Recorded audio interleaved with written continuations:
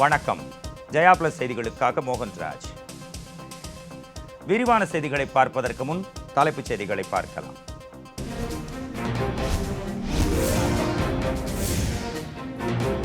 தமிழகத்தில் மேலும் 5063 பேருக்கு கொரோனா.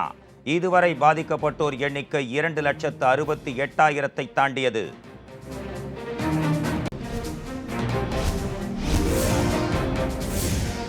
சென்னையில் குறைந்து வரும் கொரோனா பாதிப்பு. இதுவரை 1,04,000 பேருக்கு பெருந்தொற்று.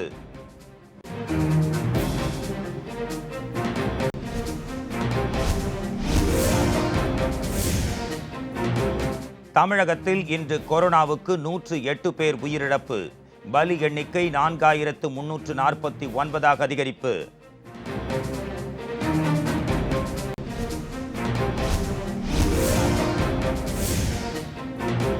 தமிழகத்தின் பிற மாவட்டங்களை உலுக்கும் கொரோனா. விருதுநகரில் 424 பேருக்கும், திருவள்ளூரில் 358 பேருக்கும் புதிதாக வைரஸ் தொற்று.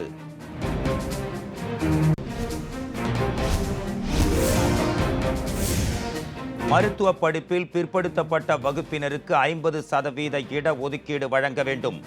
உச்சநீதிமன்றத்தில் தமிழக அரசு மேல்முறையீடு மனு தாக்கல்.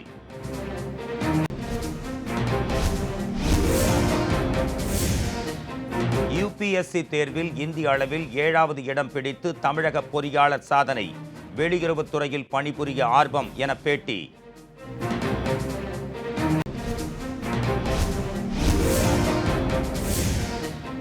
பத்தாம் வகுப்பு பொதுத் தேர்வு முடிவுகள் மதிப்பெண் அடிப்படையில் தான் வெளியிடப்படும். தமிழக அரசு தகவல்.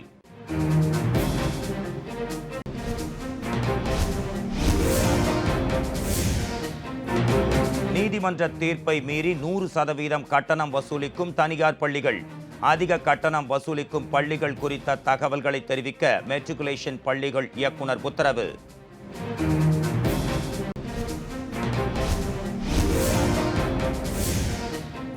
கேரள தங்க கடத்தல் விவகாரம். முதலமைச்சரின் முன்னாள் முதன்மை செயலாளர் சிவசங்கரனை சுங்கத்துறை அதிகாரிகள் மீண்டும் காவலில் எடுக்க திட்டம்.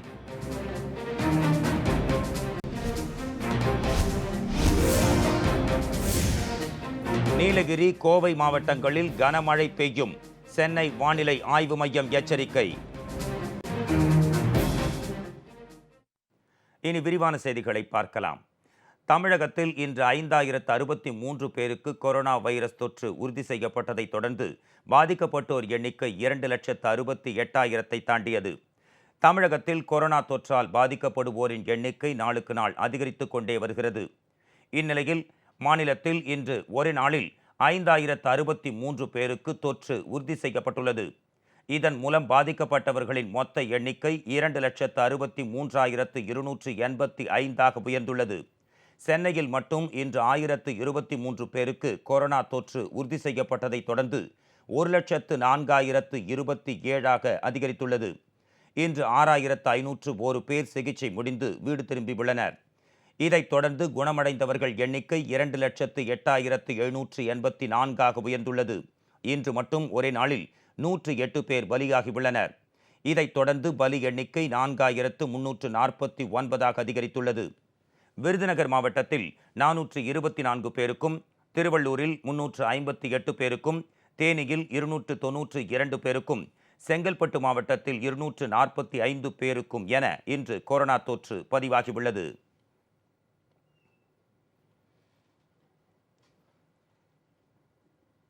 மருத்துவ படிப்பில் அகில இந்திய ஒதுக்கீட்டு இடங்களில் ஓபிசி பிரிவினருக்கு 50% இடஒதுக்கீட்டை இந்த ஆண்டே அமல்படுத்த கோரி உச்சநீதிமன்றத்தில் தமிழக அரசு மேல்முறையீடு செய்துள்ளது. இதர பிற்படுத்தப்பட்ட பிரிவினருக்கான இடஒதுக்கீடு தொடர்பான வழக்கில் மருத்துவ படிப்புகளில் அகில இந்திய ஒதுக்கீட்டு இடங்களில் இதர பிற்படுத்தப்பட்ட வகுப்பினருக்கு 50% இடஒதுக்கீடு வழங்குவது குறித்து மத்திய அரசு சட்டம் இயற்றலாம். மத்திய மாநில அரசுகளின் சுகாதாரத்துறை அதிகாரிகள், இந்திய மருத்துவ கவுன்சில் என 3 தரப்பு குழு அமைத்து கலந்தாலோசித்து இடஒதுக்கீடு வழங்கும் நடைமுறைகள் குறித்து முடிவெடுக்க வேண்டும் என்றும், 3 மாதங்களில் முடிவை மத்திய அரசு அறிவிக்க வேண்டும் என்றும் சென்னை உயர்நீதிமன்றம் சமீபத்தில் தீர்ப்பு வழங்கியது. இந்த நிலையில் நடப்பாண்டே ஓபிசி பிரிவினருக்கு 50% இடஒதுக்கீட்டை அமல்படுத்த வேண்டுமென தமிழக அரசு உச்சநீதிமன்றத்தில் மேல்முறையீடு செய்துள்ளது. யுபிஎஸ்சி தேர்வில் தமிழக அளவில் முதல் இடமும் அகில இந்திய அளவில் 7வது இடமும் பிடித்த கன்னியாகுமரி மாவட்டம் நாகர்கோவிலைச் சேர்ந்த திரு கணேஷ்குமார் பாஸ்கர் இந்திய வெளியுறவுத்துறையில் பணிபுரிய ஆர்வத்துடன் இருப்பதாக தெரிவித்துள்ளார்.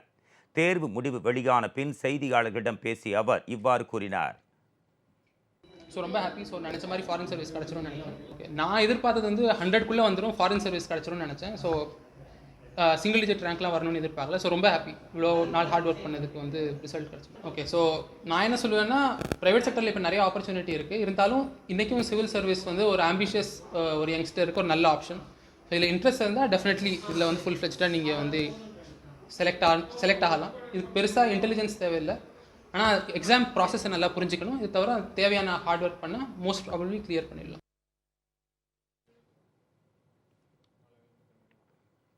சென்னையில் டிஎஸ்பி வீட்டில் பதுக்கி வைக்கப்பட்டிருந்த போதைப் பொருட்கள் குறித்து மத்திய போதை தடுப்பு பிரிவு காவல்துறையினர் அதிரடி சோதனை நடத்தினர். சிபிசிஐடி பிரிவு டிஎஸ்பியாக பணியாற்றி வரும் திரு ராதாகிருஷ்ணனின் கீழ்ப்பாக்கம் கார்டன் வீட்டில் வாடகைக்கு குடியிருக்கும் அருண் என்பவர் போதைப் பொருட்களை பதுக்கி வைத்திருப்பதாக மத்திய போதைப் பொருள் தடுப்பு பிரிவினருக்கு தகவல் வந்தது. இதையடுத்து இன்று காலை மத்திய போதை தடுப்பு போலீசார் திடீரென்று அங்கு சென்று சோதனையில் ஈடுபட்டனர். அதில் சில போதைப் பொருட்களை பறிமுதல் செய்து அருண் என்பவரை கைது செய்து விசாரணைக்கு அழைத்துச் சென்றனர். இதைத் தொடர்ந்து அவரது வீட்டிற்கு அதிகாரிகள் சீல் வைத்தனர்.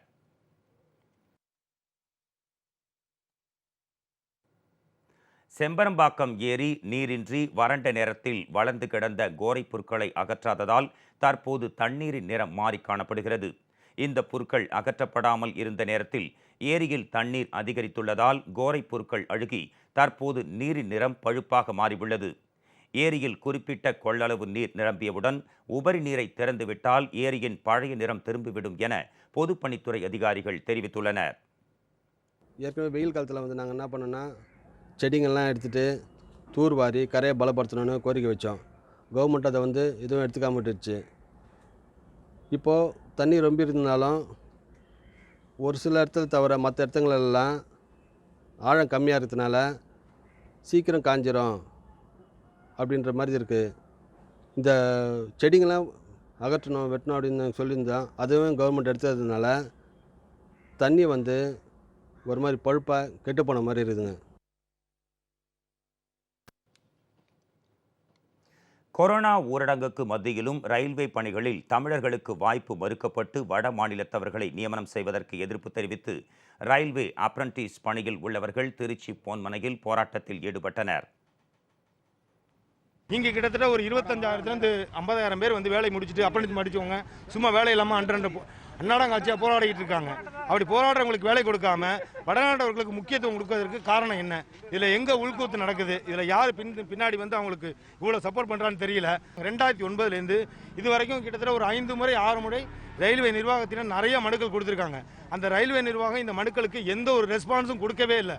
ஆனால் இன்றைக்கு எப்படி கிட்டத்தட்ட 560 பேர் வெளிமாநாடு இந்த கொரோனா காலத்தில் தமிழ்நாட்டில் திருச்சியிலேருந்து தஞ்சாவூர் போக முடியல. ஆனால் இவங்க எப்படி ஒரு ஸ்டேட் விட்டு ஸ்டேட்டு அதர் ஸ்டேட்லேருந்து எப்படி தமிழ்நாட்டுக்கு வந்தாங்க? இதுக்கு யார் உதவி? இதுக்கு எந்த ஒரு அமைப்பு உதவி செய்துன்னு எங்களுக்கு தெரியல. எங்களுக்கு தேவை தமிழக வேலை தமிழனுக்கு மட்டுமே, வேற யாருக்கும் கிடையாது. இதுவரை போதும். இனி ஆள் எடுக்கக்கூடாது. இனிமே எடுத்தா இந்த நிர்வாகத்தை நாங்கள் சாகும் வரை உண்ணாவிரதம் தொடருவோம். இனி மேலும் சில நிகழ்வுகளை மிகச் சுருக்கமாக காணலாம். கேரள தங்க கடத்தல் விவகாரத்தில் மேலும் 2வரை என்ஐஏ போலீசார் கைது செய்தனர். இதன் மூலம் இவ்வழக்கில் கைது செய்யப்பட்டோர் எண்ணிக்கை 12ஆக உயர்ந்துள்ளது. ஆக்ஸ்போர்ட் பல்கலைக்கழகத்தின் கொரோனா தடுப்பூசி இந்தியாவின் சீரம் இன்ஸ்டிடியூட்டில் தயாரிக்கப்பட உள்ளதாகவும் இதன் 2ஆம் கட்ட மற்றும் 3ஆம் கட்ட மருத்துவ பரிசோதனைகளுக்கு ஒப்புதல் அளிக்கப்பட்டுள்ளதால் இன்னும் 1 வாரத்தில் பரிசோதனை தொடங்கும் என்றும் ஐசிஎம்ஆர் பொது இயக்குனர் திரு பல்ராம் பார்கவா தெரிவித்துள்ளார். இந்தி நடிகர் சுஷாந்த் சிங் ராஜ்புத் மரணம் தொடர்பான வழக்கை சிபிஐ விசாரணைக்கு மாற்ற பீகார் அரசு பரிந்துரை செய்திருக்கிறது.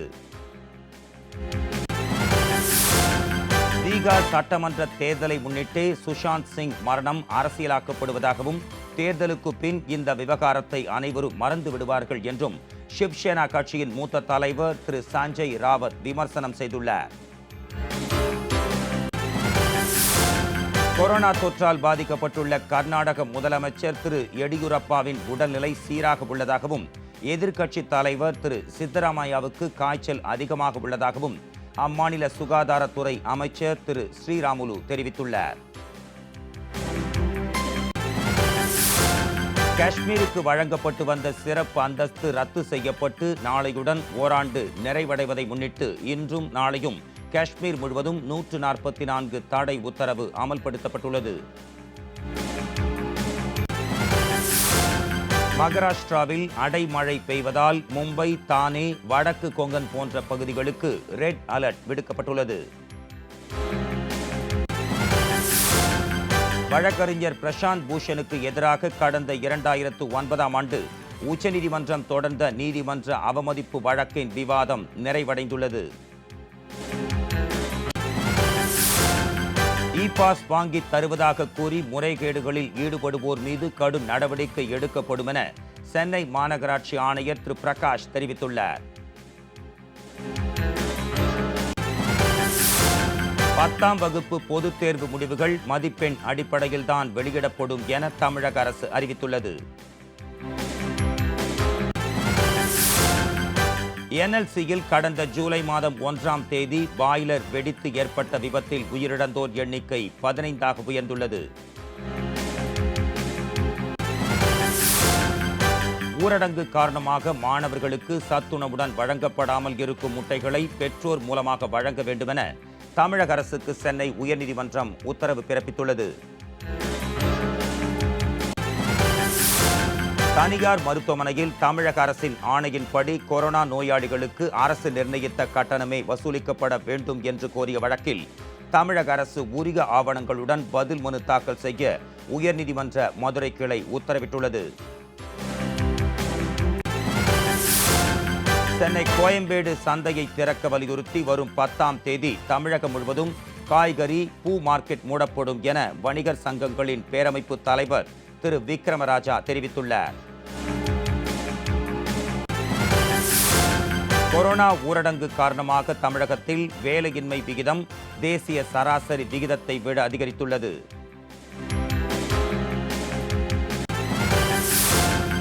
இலங்கை நிழல் உலக தாதாவான சர்வதேச குற்றவாளி அங்கொட லோகாவின் உடல் முறைகேடாக எரிக்கப்பட்ட வழக்கு தொடர்பாக சிபிசிஐடி அதிகாரிகள் தீவிர விசாரணை மேற்கொண்டு வருகின்றனர். 100% கட்டணம் செலுத்த கோரி கட்டாயப்படுத்தும் மெட்ரிகுலேஷன் பள்ளிகள் குறித்து 8ஆம் தேதிக்குள் அறிக்கை தாக்கல் செய்ய வேண்டும் என தமிழ்நாடு மெட்ரிகுலேஷன் பள்ளிகள் இயக்குனர் உத்தரவு பிறப்பித்துள்ளார். கொரோனா ஊரடங்கு காரணமாக இந்தியாவில் கடந்த ஆண்டை விட தங்கத்தின் இறக்குமதி 24% குறைந்துள்ளது.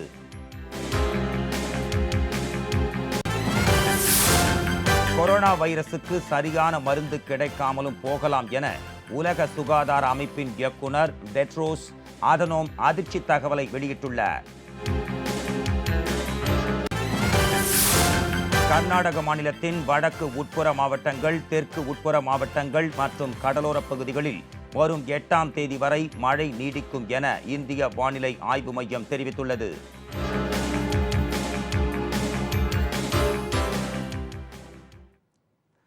இனிவரும் நிகழ்வுகள் சிலவற்றை வேகச் செய்திகளாக காணலாம்.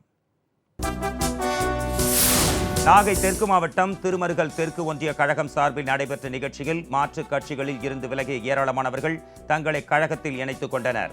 மாவட்ட கழக செயலாளர் திரு ஆர் சந்திரமோகன் அறிவுறுத்தலின் பேரில் வேலக்குடி கிராமத்தில் இந்த நிகழ்ச்சி நடைபெற்றது. திருமருகல் தெற்கு ஒன்றிய கழக செயலாளர் திரு முகமது பஹுர்தீன், மாவட்ட எம்ஜிஆர் மன்ற துணை செயலாளர் திரு சாதிக் உள்ளிட்ட கழக நிர்வாகிகள் இந்த நிகழ்ச்சியில் பங்கு பெற்றனர்.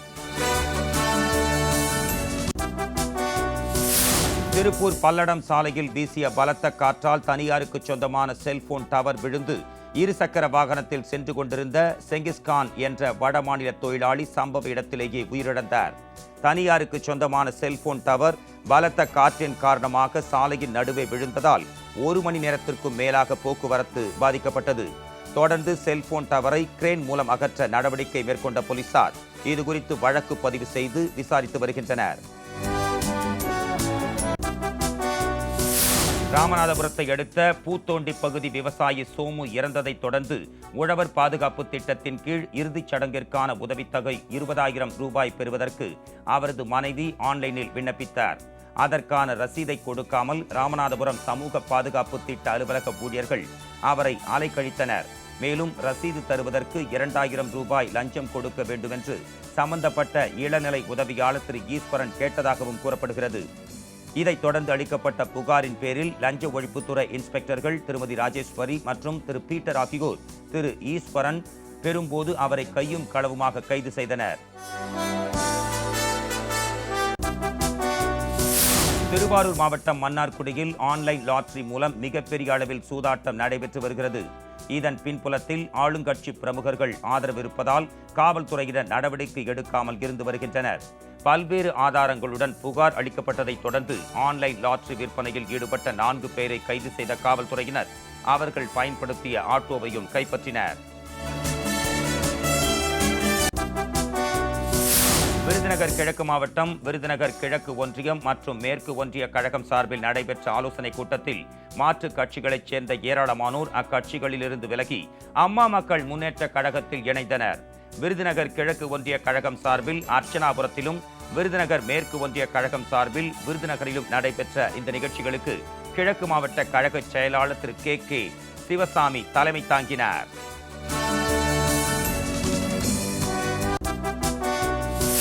ஆந்திர மாநிலம் விசாகப்பட்டினத்தில் உள்ள அச்சுதாபுரத்தில் செயல்படும் விஜயஸ்ரீ பார்மா நிறுவனத்தில் தீ விபத்து ஏற்பட்டது. பெரும் வெடிச்சத்தத்துடன் தீ கொழுந்துவிட்டு எரிந்தது. இதனால் அங்கு பணியில் ஈடுபட்டிருந்த தொழிலாளர்கள் அலறி அடித்துக் கொண்டு தொழிற்சாலையில் இருந்து ஓட்டம் பிடித்தனர். அங்கு நிறுத்தி வைக்கப்பட்டிருந்த 2 மோட்டார் சைக்கிள்கள் உட்பட லட்சக்கணக்கான ரூபாய் மதிப்புள்ள பொருட்கள் எரிந்து சாம்பலாகின. விசாகப்பட்டினம் தீயணைப்பு படையினர் தீயை அணைத்து விரைந்து சென்று தீயை அணைக்கும் முயற்சியில் ஈடுபட்டனர். விசாகப்பட்டினத்தில் கடந்த 2 மாதங்களாக தொழிற்சாலைகளில் தொடர்ந்து தீ விபத்துகள் ஏற்பட்டு வருவது குறிப்பிடத்தக்கது.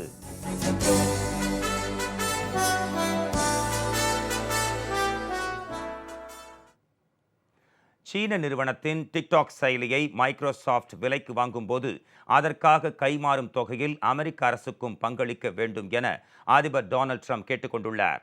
சீன நிறுவனத்திற்கு சொந்தமான டிக்டாக் செயலியை பாதுகாப்பு காரணங்களை கருத்தில் கொண்டு அமெரிக்கா தடை செய்தது. ஆனால் அந்த செயலியை அமெரிக்க நிறுவனம் விலைக்கு வாங்கினால் பாதுகாப்பு குறைபாடுகள் அகலும் என்ற நிலையில் மைக்ரோசாஃப்ட் நிறுவனம் அச்செயலியை வாங்க முன்வந்துள்ளது. இது குறித்து அதன் தலைமை செயல் அலுவலர் சத்ய நாதல்லா அமெரிக்க அதிபர் டொனால்ட் ட்ரம்புடன் பேச்சுவார்த்தை நடத்தினார். இதன் அடிப்படையில் மைக்ரோசாஃப்ட் நிறுவனம் அச்செயலியை வாங்க தடையேதும் இல்லை என்று கூறிய ட்ரம்ப் 45 நாட்களில் அனைத்து முடிவுகளும் எட்டப்பட வேண்டும் என்று நிபந்தனை விதித்தார்.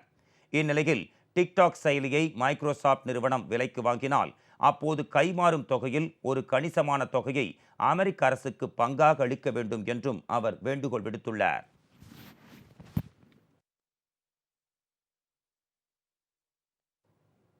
கொரோனா வைரஸ் பாதுகாப்பு விதி மீறல்களை கட்டுப்படுத்தும் பணிகளில் இராணுவத்தினர் ஈடுபடுத்தப்படுவார்கள் என ஆஸ்திரேலியாவின் விக்டோரியா மாநிலம் அறிவிப்பு வெளியிட்டுள்ளது.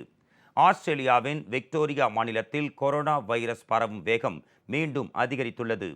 கடந்த 24 மணி நேரத்தில் மட்டும் 439 பேருக்கு புதிதாக நோய் தொற்று கண்டறியப்பட்டுள்ளது. ஏற்கனவே இந்த வார தொடக்கத்திலிருந்து இரவு நேர ஊரடங்கு உத்தரவு அமல்படுத்தப்பட்டிருக்கும் நிலையில் பொதுமக்களில் பலர் அந்த உத்தரவை மதிக்காமல் பொதுவெளியில் நடமாடுகின்றனர். இதனால் இராணுவத்தினரை பயன்படுத்தி விதி மீறல்களை குறைக்க விக்டோரியா மாநிலம் முடிவு செய்துள்ளது. இதற்காக மெல்பர்ன் நகரில் மட்டும் 500 வீரர்கள் பணியமர்த்தப்படுவார்கள் என்று எதிர்பார்க்கப்படுகிறது.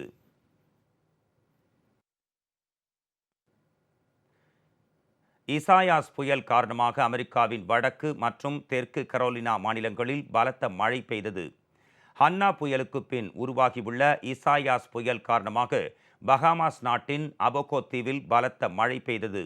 பின்னர் காற்றழுத்த தாழ்வு மண்டலமாக வலுவிழந்த இசாயாஸ் மீண்டும் புயலாக உருவெடுத்தது. அமெரிக்காவின் புளோரிடா மாநிலத்தை கடுமையாக தாக்கும் என்று எச்சரிக்கை விடுக்கப்பட்ட நிலையில் அது வடக்கு நோக்கி நகர்ந்தது. பின்னர் ஜார்ஜியா, வடக்கு மற்றும் தெற்கு கரோலினா உள்ளிட்ட கடலோர மாநிலங்களையும் தாக்கியது. இதனால் பாதுகாப்பாக இருக்குமாறு பொதுமக்களுக்கு எச்சரிக்கை விடுக்கப்பட்டது. வின்ஸ்டன் சலம் மற்றும் சுற்றுவட்டார பகுதிகளில் பலத்த மழை பொழிந்ததால் மின்தடை உள்ளிட்ட பிரச்சனைகளை பொதுமக்கள் எதிர்கொண்டனர். இப்பகுதிகளில் ஏற்கனவே புயல் பாதிப்புகள் அதிக அளவில் இருந்ததால் அனைத்து விதமான முன்னெச்சரிக்கை நடவடிக்கைகளும் மேற்கொள்ளப்பட்டன.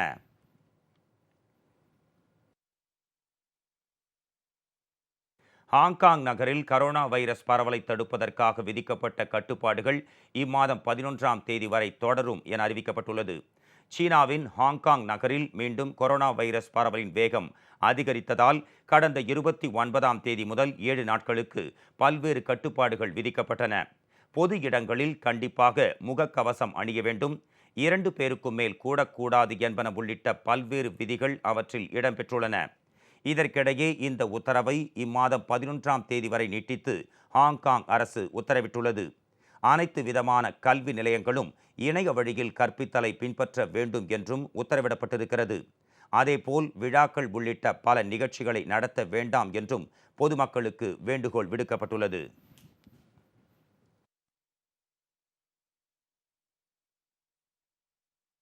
இரண்டாம் உலகப் போரின் போது ஜப்பான் நாட்டில் அணுகுண்டு வீசப்பட்டதன் நினைவு தினம் கடைபிடிக்கப்பட இருக்கும் நிலையில் உலகம் முழுவதும் இது குறித்த காட்சிகள் வைரலாகி வருகின்றன. இரண்டாம் உலகப் போரின் இறுதியாண்டில் ஜப்பான் நாட்டின் ஹிரோஷிமா மற்றும் நாகசாகி நகரங்களை அமெரிக்கா அணுகுண்டுகள் வீசி தாக்கியது. ஆகஸ்ட் 6ஆம் தேதி காலை 8:15 லிட்டில் பாய் என்று பெயரிடப்பட்ட அணுகுண்டு ஜப்பான் நாட்டின் ஹிரோஷிமா நகர் மீது வீசெறியப்பட்டது. அதற்கடுத்து 9ஆம் தேதியன்று நாகசாகி நகரில் மற்றுமொரு அணுகுண்டு வீசப்பட்டது. இத்தாக்குதலில் பொதுமக்கள் சுமார் 3,60,000 பேர் கொல்லப்பட்டனர்.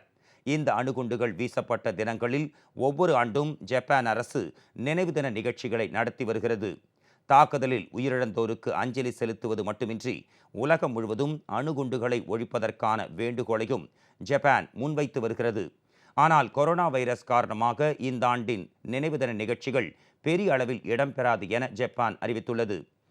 இதற்கிடையே அணுகுண்டு வீசப்பட்டது மற்றும் அதனால் ஏற்பட்ட பேரழிவு குறித்த காட்சிகள் மற்றும் செய்திகள் உலகளவில் வைரலாகி வருகின்றன.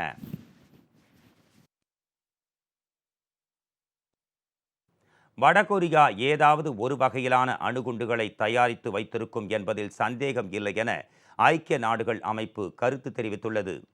ஐக்கிய நாடுகள் அமைப்பின் தன்னார்வ ஆய்வுக்குழு ஒன்று ரகசியமாக அளித்திருக்கும் அறிக்கையில் இத்தகவல் இடம்பெற்றுள்ளது.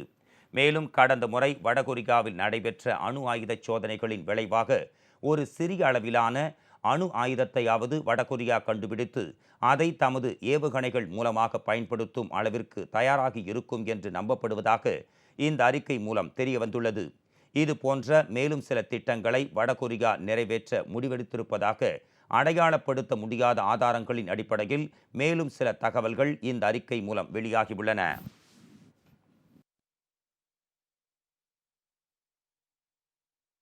பிலிப்பைன்ஸ் தலைநகர் மணிலாவில் மீண்டும் கடுமையான பாதுகாப்பு விதிகள் அமல்படுத்தப்பட்டிருப்பதால் பொருளாதாரம் அதல பாதாளத்திற்கு செல்லும் நிலை ஏற்பட்டுள்ளது.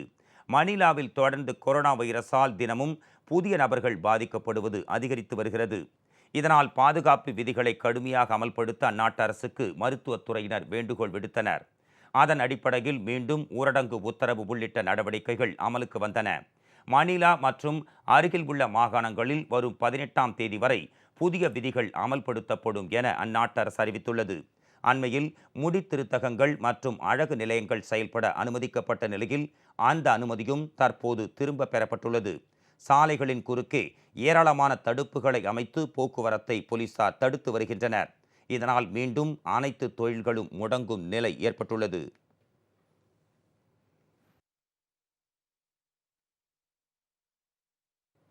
இங்கிலாந்து இளவரசர் ஹாரியின் மனைவி மேகனுக்கு மகாராணி எலிசபெத் பிறந்தநாள் வாழ்த்து தெரிவித்துள்ளார். இங்கிலாந்து இளவரசர் ஹாரி அமெரிக்கரும் நடிகையுமான மேகன் மார்க்கலை திருமணம் செய்ததால் தமக்கும் அரச குடும்பத்திற்கும் இடையே சில சங்கடங்கள் ஏற்பட்டதாக பகிரங்கமாக அறிவிப்பு வெளியிட்டார். இதையடுத்து அவர் அரச பதவிகளை துறந்துவிட்டு தற்போது அமெரிக்காவின் லாஸ் ஏஞ்சலிஸ் நகரில் மனைவி மற்றும் குழந்தையுடன் வசித்து வருகிறார். இந்நிலையில் மேகன் மார்க்கல் இன்று 39வது பிறந்த நாளை கொண்டாடுகிறார். அவருக்கு பல்வேறு நாடுகளின் தலைவர்கள் வாழ்த்து தெரிவித்துள்ளனர். இந்நிலையில் பிரிட்டன் அரண்மனையின் அதிகாரப்பூர்வ ட்விட்டர் கணக்கில் மேகனுக்கு பிறந்தநாள் வாழ்த்து தெரிவிக்கப்பட்டுள்ளது. இதேபோல் இளவரசர் ஹாரியின் தந்தையும் இளவரசருமான சார்ல்ஸ், அவருடைய மூத்த சகோதரர் இளவரசர் வில்லியம் உள்ளிட்டோரும் தனித்தனியாக மேகனுக்கு பிறந்தநாள் வாழ்த்து கூறியுள்ளனர்.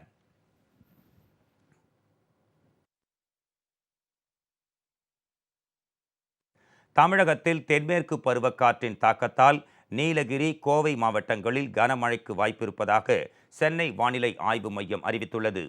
திருவள்ளூர், வேலூர், கிருஷ்ணகிரி, திண்டுக்கல், திருநெல்வேலி, கன்னியாகுமரி மாவட்டங்களில் ஓரிரு இடங்களில் லேசான மழை பொழியும் என்றும், சென்னை மற்றும் புறநகர் பகுதிகளில் வானம் மேகமூட்டத்துடன் காணப்படும் என்றும் தெரிவிக்கப்பட்டுள்ளது. நீலகிரி மற்றும் கோவை மாவட்டங்களில் கனமழைக்கு வாய்ப்பிருப்பதாகவும் அறிவிக்கப்பட்டுள்ளது.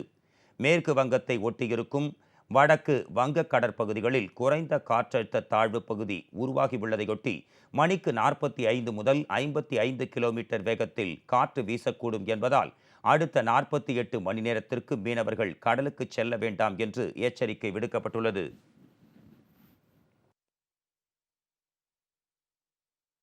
இத்துடன் செய்திகள் நிறைவடைந்தன. அடுத்தடுத்த நிகழ்வுகளுக்கு தொடர்ந்து பாருங்கள் ஜெயா பிளஸ் செய்தி சேனல்.